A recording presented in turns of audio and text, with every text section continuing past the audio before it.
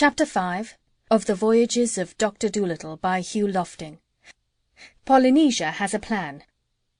Then the doctor told me to take the wheel while he made a little calculation with his map and worked out what new course we should take.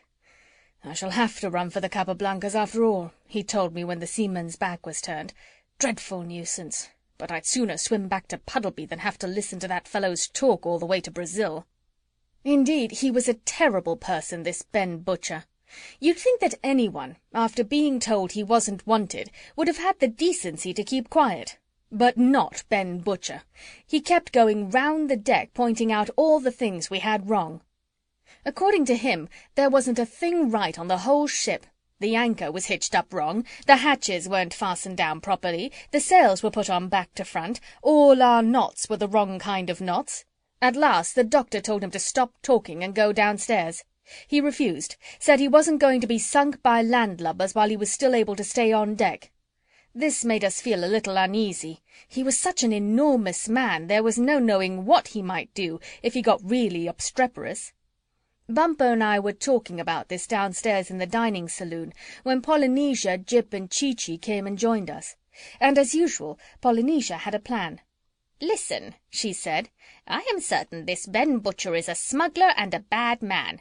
I am a very good judge of seamen, remember, and I don't like the cut of this man's jib. "Do you really think," I interrupted, "that it is safe for the doctor to cross the Atlantic without any regular seamen on his ship?" You see, it had upset me quite a good deal to find that all the things we had been doing were wrong, and I was beginning to wonder what might happen if we ran into a storm, particularly as Miranda had only said the weather would be good for a certain time, and we seemed to be having so many delays. But Polynesia merely tossed her head scornfully. "Oh, bless you, my boy," said she. "You're always safe with John Dolittle. Remember that. Don't take any notice of that stupid old salt. Of course, it is perfectly true the doctor does do everything wrong, but with him it doesn't matter. Mark my words, if you travel with John Dolittle, you always get there, as you heard him say. I've been with him lots of times, and I know. Sometimes the ship is upside down when you get there, and sometimes it's right way up, but you get there just the same. And then, of course, there's another thing about the doctor," she added thoughtfully. "He always has extraordinary good luck. He may have his troubles, but with him things seem to have a habit of turning out all right in the end. I remember once, when we were going through the Straits of Magellan, the wind was so strong—" "But what are we going to do about Ben Butcher?" Jip put in. "You had some plan, Polynesia, hadn't you?" "Yes. What I'm afraid of is that he may hit the doctor on the head when he's not looking, and make himself captain of the Curlew. Bad sailors do that sometimes. Then they run the ship their own way and take it where they want. That's what you call a mutiny." "Yes," said Jip, "and we ought to do something pretty quick. We can't reach the Capablancas before the day after tomorrow at best. I don't like to leave the doctor alone with him for a minute. He smells like a very bad man to me." "Well, I've got it all worked out," said Polynesia. "Listen, is there a key in that door?" We looked outside the dining room and found that there was. "All right," said Polynesia. "Now Bumpo lays the table for lunch, and we all go and hide. Then at 12 o'clock Bumpo rings the dinner bell down here.